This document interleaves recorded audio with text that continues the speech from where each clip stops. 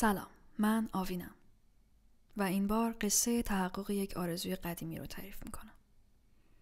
قصه روزی که با یه ساک بزرگ که روی دوشم سنگینی میکرد پامو از یه اتوبوس وسط چایناتاون پایین گذاشتم، سرم آوردم بالا و این کلمه ها از دهانم خارج شد: سلام نیویورک. Okay, first impression بوی جیش، صدای آژیر. Love it. ببین، نمیگم از کودکی، اما احتمالاً از روزی که درک درستی از موقعیت مکانی و جبر جغرافیایی و تفاوت‌های فرهنگی پیدا کردم، آرزوم این بود که یه روزی نیویورک رو از نزدیک ببینم. یعنی میخوام بهت بگم انقدر این آرزو قدیمیه که حتی دقیق نمیدونم از کی به همچین چیزی فکر میکردم. فقط میدونم که همیشه بهش فکر میکردم. این آرزو البته آرزوی پرطرفداری هم بود و فکر کنم برای خیلی ها هنوز هم هست. برای من خیلی عجیب و جالبه که چطور نیمی از جمعیت جهان آرزوی قدم زدن در یک شهر مشابه رو دارن، نیویورک. جایی که خیلی از رویاها، هدفها و بلند پروازیها بهش ختم میشه. جایی که توی بسیاری از فیلم‌هایی که دیدیم، موسیقی‌هایی که شنیدیم، داستان‌ها، کتاب‌ها از این شهر به عنوان نقطه‌ای عجیب و تحول برانگیز یاد میشه. من واقعا کنجکاو بودم که با چشمای خودم چرایی این موضوع رو تجربه کنم و شاید تو هم همینطور. باید اعتراف کنم حتی حالا که نیویورک رو با چشمای خودم دیدم و توی خیابونای بروکلین قدم زدم، همچنان انگار که همش مثل یک خواب بوده. و من هنوزم که هنوزه آرزو میکنم که ای کاش روزی به نیویورک برگردم.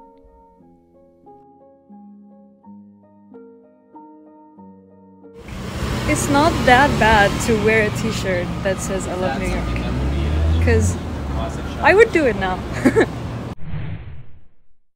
یه چیزی که فکر میکنم در این نقطه حتما باید توی پرانتز بگم، البته اگه تا الان خودتون متوجه نشدید، اینه که من خیلی آدم احساساتی هستم و نه تنها به انسانها و موجودات زنده بلکه به اجسام، اشیا و یا شهرها خیلی احساسات انسانی دارم. باشون اصلا مثل چیزی که هستن برخورد نمیکنم. برای همین اگر درباره نیویورک طوری صحبت میکنم که انگار یک معشوقه زنده برای من بوده، این به این خاطره که واقعا بوده. احساسی که من به این شهر دارم خیلی احساس انسانیه، انگار واقعا معشوقه منه و دارم قصهش رو میگم در روزگاری که وجود داشته. من فکر نمی‌کردم که حالا قرار باشه نیویورک رو ببینم. یعنی حتی توی ذهن خودم رویارویی با نیویورک رو در آینده دورتر تصور می‌کردم. ولی خب همه چیز از اونجایی شروع شد که در 20 سالگی تصمیم گرفتم برای شرکت توی یک ورکشاپی که در باستون اتفاق می‌افتاد اقدام کنم. تمام تمرکزم هم واقعا روی حضور در این ورکشاپ بود، فقط ورکشاپی برای موزیسین‌ها. ورکشاپی که چقدر خوشحالم که قبل از دیدن نیویورک درش وقت گذروندم. توی پروسه ویزا که بودم با هر اطلاعاتی که وارد وبسایت می‌کردم و با هر فایلی که آپلود می‌شد بیشتر مطمئن می‌شدم که امکان نداره بهم ویزا بدن. چون خب به هر حال پاسپورت ایرانی و دردسرهای همیشگی، ولی یه امید بچگانه‌ای هم داشتم که ای کاش همیشه تو زندگی از این امیدهای بچگانه می‌داشتیم واقعا. چون با همون امید بچگانم وایساده بودم توی صف و رسیدم به اون خانم آفیسر رو. خانم تو چشم نگاه کرد، گفت ویزای شما قبول شده. و این منم، درست زمانی که پام رو از سفارت آمریکا در وین بیرون گذاشتم. شاید به نظر بیاد که از شدت قصه دارم دق میکنم، اما در واقع اونقدر خوشحال بودم که نمیتونستم جلوی اشکم رو بگیرم. خیلی بامزه است که چطور شادی خالص در ظاهر درست مثل غم میمونه. الان کسی ندونه فکر میکنه مثلا من اینجا خیلی حالم بده، در صورتی که حالم خیلی خوبه واقعا تو این عکس. خلاصه که در ناباوری سیر میکردم. یک دفعه همه چیز خیلی واقعی شد. یه دفعه در نقطه قرار گرفتم که حالا باید بلیط هواپیما می‌خریدم. به چه مقصدی؟ به مقصد باستون. I've been waiting for ages for this moment to come. And here I am in Boston. Okay, here we go. This is exactly the moment that I am feeling the jet lag. Oh my god, this is amazing. This is amazing. This is amazing. This is amazing. This is amazing. This is amazing. اینجا دقیقا همونطوریه که فکر میکردم هست و این توی این نقطه چیز خوبیه. یعنی میدونی یک سری نقاط جهان اگر دقیقا همونطوری باشن که فکر میکنم هستن ناراحتم میکنه. دوست دارم که چیز متفاوتی انتظارم رو بکشه. ولی درباره امریکا دقیقاً همونطوریه که فکر میکردم هست. واقعاً ارضام میکنه. اینطوریم که shit, you are exactly what I thought you are. This is crazy. I love it. Anyways, today was the first day of the Silk Road workshop. I got one of these things with my name, my family name, my pronouns on it. I've never had من متاسفانه در حفظ یک روتین برای ساخت ولاگ از لحظات این ورکشاپ خیلی ناموفق عمل کردم. به خاطر اینکه خیلی اتفاقات زیادی داشت همزمان میافتاد و من احساس کردم اینکه بخوام اون لحظات رو در قالب یک ولاگ ثبت کنم فعلا آخرین اولویتم بود. ولی خب ورکشاپ عجیبی بود. آدم‌های بسیار بی‌نظیری رو ملاقات کردم. چیزهای خیلی زیادی یاد گرفتم.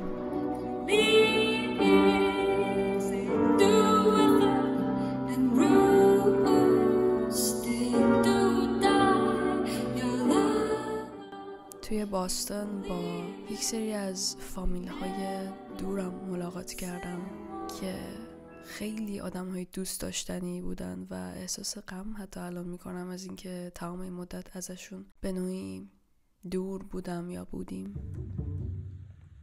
باستون بیشتر برای من خلاصه میشه در ورکشاپ، اتفاقات ورکشاپ و فامیل‌های دورمون. اما چیزی که واقعاً تا این لحظه روی من تأثیر گذاشته و با من مونده روزهایی هست که در نیویورک گذروندم.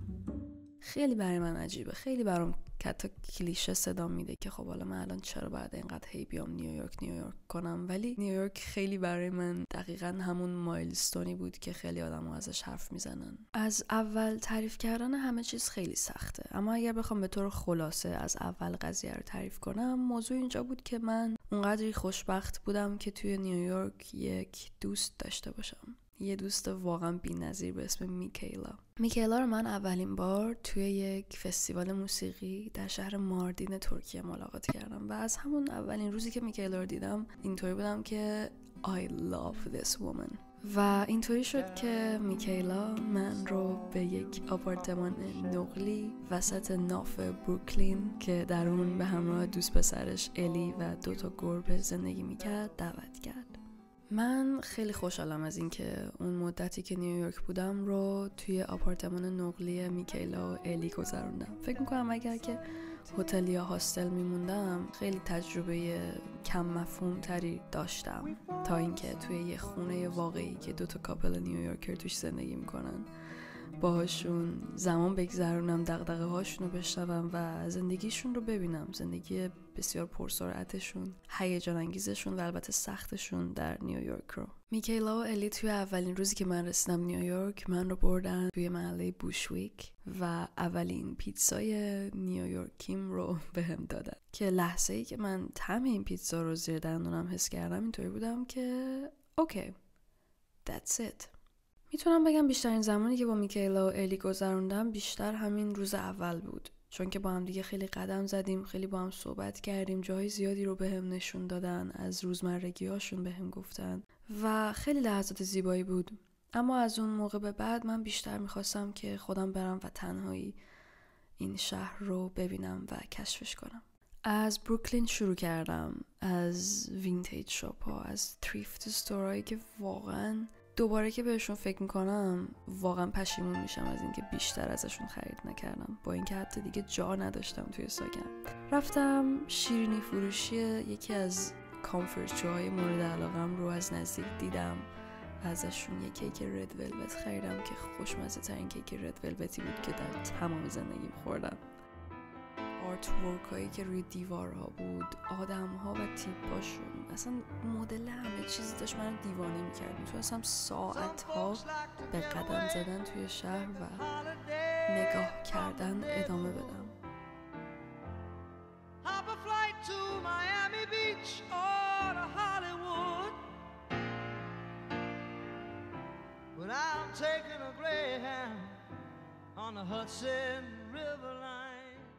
اون موقع که من نیویورک بودم هنوز 21 ساله نشده بودم. اصلا حواسم نبود که توی آمریکا قانون درینک خوردن و وارد کلاب ها شدن از 21 سالگیه و کلا اصلا همچین چیزی توی ذهن من نبود. یعنی من رسیدم آمریکا و توی باستون بچه‌ها می‌خواستن بعد از یکی از شبای ورکشاپ برن یه سالسا کلابی و مثلا یه ذره درینک بخورن، برقصن و من آماده بودم که بهشون بپیوندم که یه نفر بهم گفت که تو 21 سالته مگه؟ و اونجا من فهمیدم که اوه نه، خیلی غم انگیز بود. اما به لطف میکیلا توی نیویورک اتفاق جالب افتاد. روزی که من رسیدم نیویورک، میکیلا هم حواسش نبود که من هنوز 21 سالم نشده. بهم گفت که آره راستی ما برای مثلا چهارشنبه شب که تو هم هنوز اینجایی یه تولدی دعوت شدیم که تولد یکی از بچهای برکلیه و فکر کردیم چقدر خوب که تو هم هستی و تو هم میتونی با همون بیای و خیلی خوش میگذره، کلاب باحالیه، قرار آدمای باحالی بیان. و من در اون لحظه با غمگین ترین چهره‌ای که میتونم داشته باشم به میکیلا گفتم که ببین من نمیتونم بیام، راستش رو من هنوز 21 سالم نشده. اول واکنش میکیلا این بود که ای وای نه آخه چرا، چقدر حیف و از اینجور چیزها. و یه دفعه به خودش اومد و گفت که اوکی ولی ما اینو درستش میکنیم. من نمیدونستم پلن میکیلا دقیقاً چیه، چون که اول پلنای مختلفی داشتیم به این فکر میکردیم که بریم و بهش بگم که آیدیم همرام نیست، که خیلی پلن ضعیفیه چون در اکثر مواقع کار نمیکنه. ولی در واقع تا لحظه‌ای که برسیم اونجا هنوز پلن خیلی واضحی نداشتیم. تا اینکه چهارشنبه رسید. الی دوست پسر میکیلا قرار بود که اون شب توی جم سشن این دوستشون که تولدش بود ساز بزنه و برای همین گفته بودن که موزیسینایی که میخوان توی جم سشن ساز بزنن اون شب زودتر بیان، یه ذره مثلا ساعت 7:30 بیان به جای 8. اونجا بود که میکیلا به من گفت ببین آوین این فرصت ما باید زود بریم اونجا و طوری تظاهر کنیم که انگار جزوی از موزیسین ها هستیم. هیچی، خلاصه ما رفتیم و رسیدیم جلوی این باری که اسمش هم بود گروو، نمیدونم بهش بگم بار یا کلاب گروو. جلوی در 2 بادیگارد گنده وایساده بودن که آیدیای آدما رو چک میکردن برای اینکه راهشون بدن داخل یا نه. میکیلا برگشت به من نگاه کرد گفت ببین اعتماد به نفس، سر بالا، میریم جلوشون میگیم ما خواننده ایم امشب. و بله کار کرد و من وارد کلاب گروو شدم در 20 سالگی.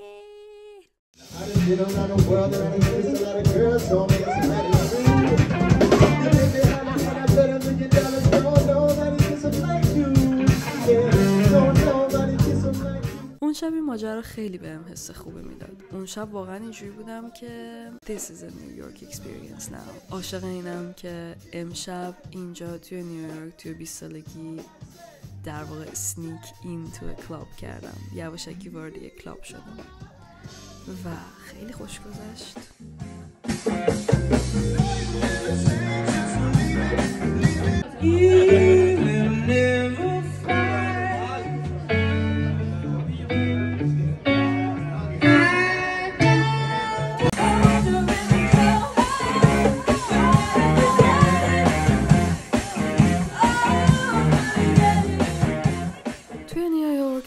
اتفاقات بی‌نظیر زیادی افتاد. تجربه‌های واقعاً عجیب زیبایی رو کسب کردم و آدم‌های زیبایی رو ملاقات کردم. برای اولین بار رفتم و یک تئاتر برادوی دیدم.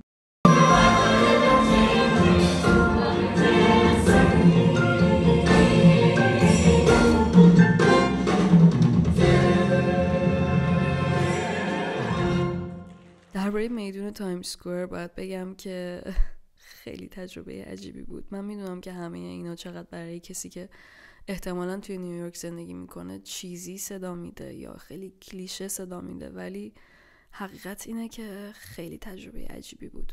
من تا قبل از این بعضی وقتا روی تیک تاک میدیدم که یه سری آدم‌هایی که اولین بار به نیویورک سفر میکنن مثلا با دوستشون هماهنگ میکنن که اون دوستشون جلوی چشمای اون طرفو بگیره و با چشم بسته ببرتش وسط تایم اسکوئر و چشمشو باز کن که حالا مثلا یه تجربه سورپرایزی یهویی اون داشته باشه از اون مکان.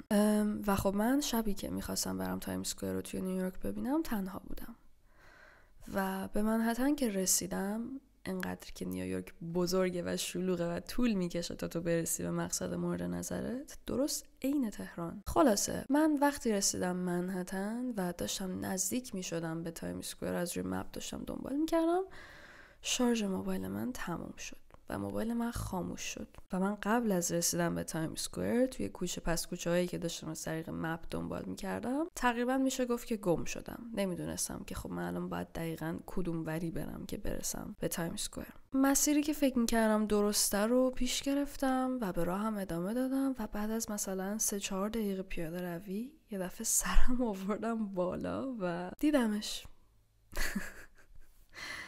تمام اون نورها، تمام اون تصاویر و اون مکانی که همیشه از دور دیده بودم، همیشه توی فیلم ها دیده بودم، ولی میخوام بگم رویارو شدن باهاش واقعا چیز جالبی بود. واقعا نمیدونم این برای آدمای دیگه چطوری صدا میده، ولی من وقتی سرم آوردم بالا و تایم اسکوئر رو دیدم، حسی که اون لحظه داشتم هنوز یادمه. قشنگ میدونم که چی بود اون.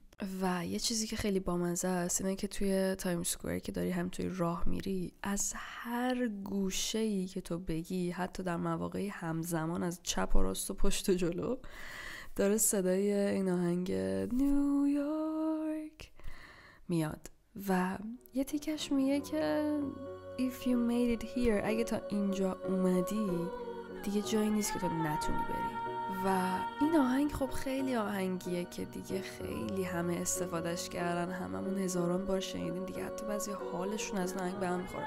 همینطوری تو تایم اسکوئر که راه میری انقدر این آهنگو میشنوی که اینطوری که بابا دیگه بسه دیگه، باشه دیگه، آره نیویورک.